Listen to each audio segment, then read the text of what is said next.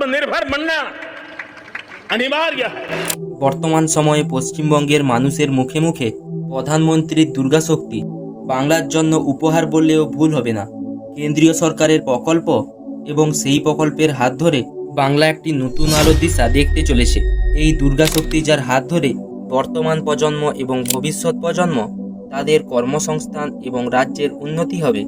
সব থেকে বড় কথা 2011 সাল থেকে 2024 সাল পর্যন্ত কয়টা শিল্প এসেছে, কিছু আসুক আর না আসুক পশ্চিমবঙ্গের মানুষ শুধু ভাতাই পেয়ে গেছে। সব থেকে বড় বিষয় এই মুহূর্তে আশার আলো কলকাতায় হতে চলেছে সেমিকন্ডাক্টর প্ল্যান্ট।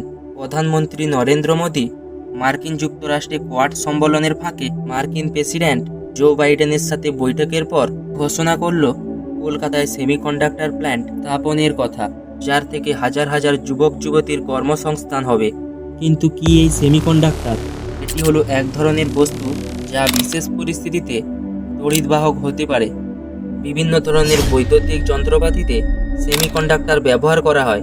মোবাইল হোক কিংবা টিভি যন্ত্র সচল রাখতে বিশেষ চিপ বা মাইক্রোচিপ ব্যবহার করা হয়। সেমিকন্ডাক্টর শিল্প তো পশ্চিমবঙ্গে আসছে, কিন্তু সেই প্ল্যান্টের জন্য সিঙ্গুরে টাটা প্রজেক্টের মতো সমস্যা হবে না তো? তা সকলেই কমেন্টে জানাও।